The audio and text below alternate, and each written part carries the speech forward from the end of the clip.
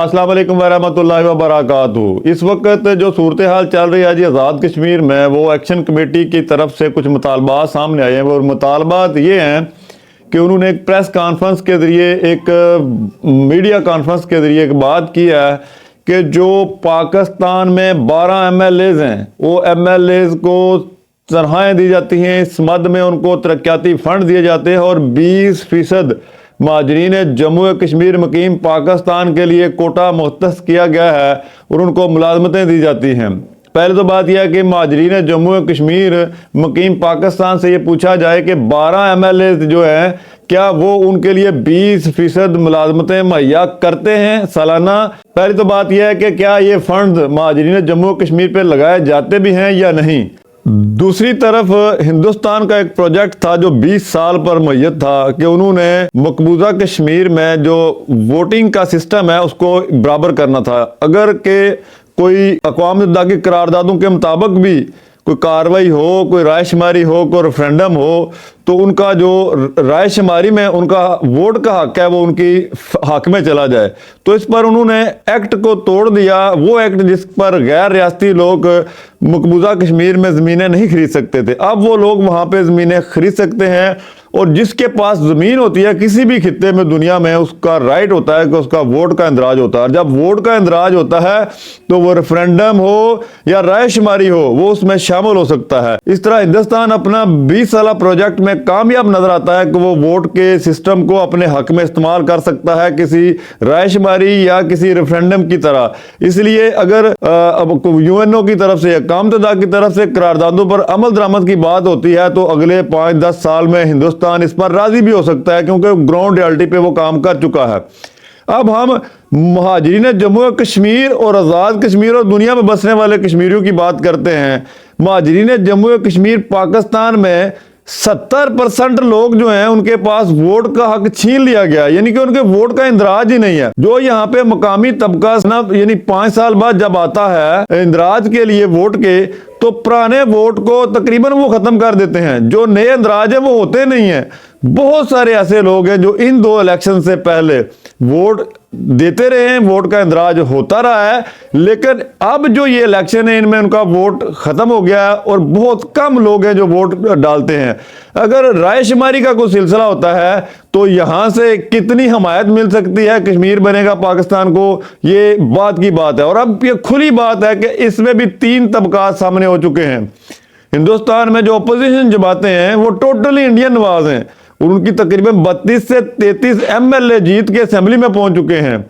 यानी अगर देखा जाए तो वहां पे 50 के करीब वो हैं जो इस वक्त हुकूमत में है मकबूजा कश्मीर में, और 32 से 33 वो हैं जो अपोजिशन में है। इसी तरह एक तबका जो है वो पाकिस्तान का हमायती है और एक तबका खुद मुख्तार कश्मीर का हमायती है। अब इन 3 तबकों में भी आपस में मामला चल रहे हैं। तो अगर कोई राय शुमारी या किसी करारदाद ने जो अक़वाम मुत्तहिदा की है उस पर अमल दरामद की बात होती है, तो ये जो महाजरीन जम्मू कश्मीर मुकीम पाकिस्तान है, इनके वोट और इनके बशिंदा सर्टिफिकेट का मामला अभी तक बहुत हद तक जो है ना वो हल होने वाला है। इनको अपनी शनाख्त की बात भी सामने आने वाली है।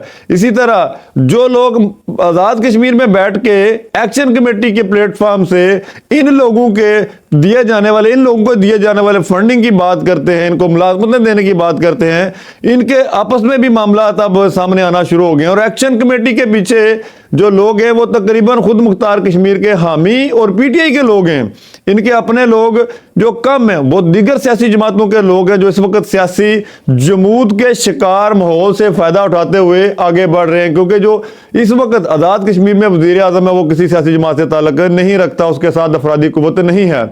तो यूँ जो करंट सूरत हाल है उसमें महाजरीन मुकीम जम्मू कश्मीर पाकिस्तान को वोट का उनका बुनियादी हक है, एक तो वो उनको देना चाहिए, दूसरा उनके बशिंदा सर्टिफिकेट बनाने वाले सिलसिले को आसान बनाना चाहिए।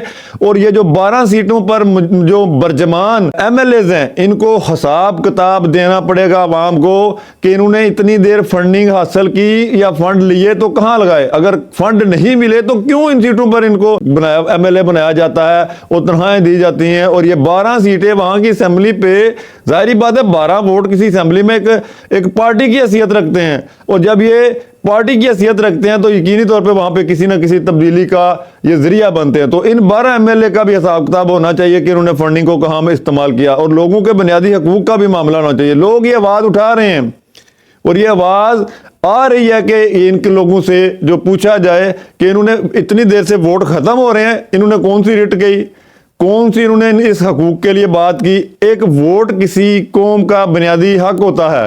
دوسری بات یہ ہے کہ اگر یہ 12 ایم ایل اے اپنے لوگوں کے لیے حقوق کے لیے نہیں لڑ سکتے تو بھائی اس 12 سیٹوں کو ختم کر دینا چاہیے۔